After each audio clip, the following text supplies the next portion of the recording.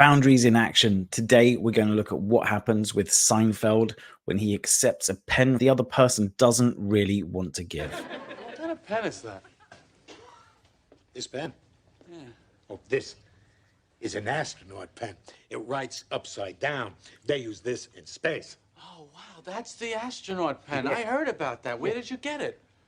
Oh, it was a gift. Oh, 'cause a lot of times I write in bed, and I have to turn and lean on my elbow to make the pen work. Take the pen. Oh, no. Go ahead. I couldn't. Come on, take the I pen. can't take it. Do me a personal favor. No, I'm not take comfortable. The pen. I cannot take it. Take the pen. Are you sure? I'm positive. Take the pen. Okay, thank you very much. Thank you. Gee, boy. This is a classic example of when is consent not consent. They've made a verbal agreement. It's been offered this pen, but it seems pretty clear that Jack doesn't really want to give the pen. Let's see what happens. I think this is going to be a real mess. What'd you take his pen for?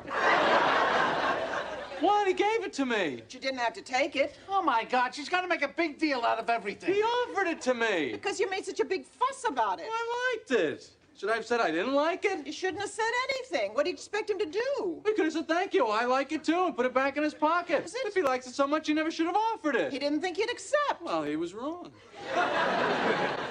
I know his wife. She has some mouth on her. She'll tell everyone in the condo now that you made him give you the pen. They're talking about it right now. So you want me to return it? Yes. So where's the new pen?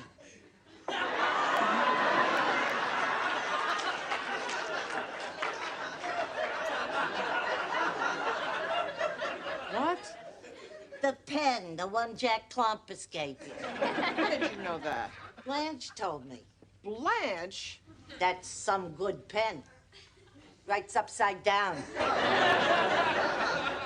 What did Blanche say? I don't know. She said Jerry wanted the pen. I never really wanted the pen. He gave him the pen.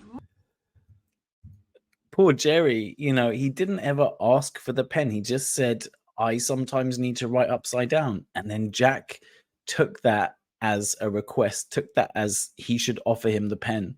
So why does this happen? Because actually it's really common.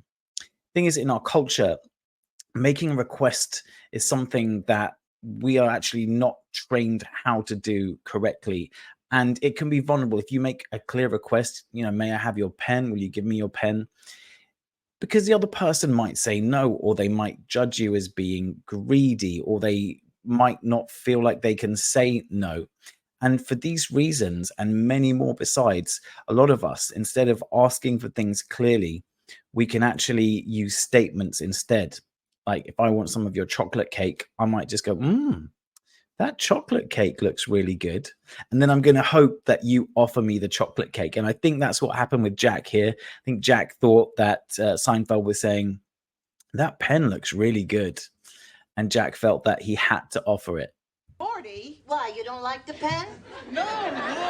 Because if you don't like it, give it back to him. Is that what she said? Who? Blanche. What are you talking about? Hello? Oh, hello, Gussie. What? Jerry wouldn't do that. Jack gave it to him. All he said was he liked it. I mean, nobody put a gun to his head. You're giving him back that pen. All I said was I liked the pen. Listen, Mr. Klompus, it was really a nice gesture of you to give me the pen, but I don't really need it. You what? I mean, it's a terrific pen, but I think you should keep it. Well, I mean, Take it.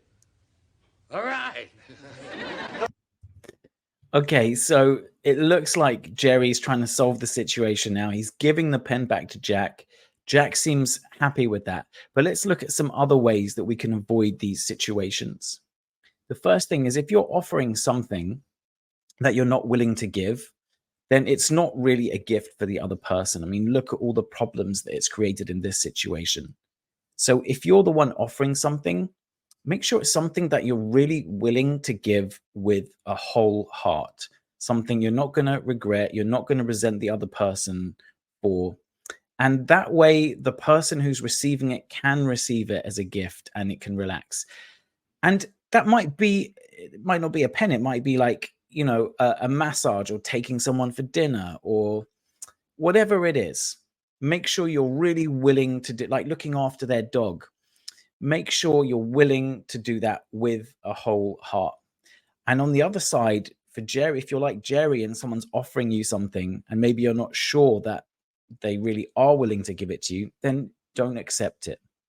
If you only accept things that you feel 100% sure the other person is willing to give, then that can avoid a lot of these troubles. Otherwise, we're always trying to guess, what is this other person really thinking and feeling? What do they really mean?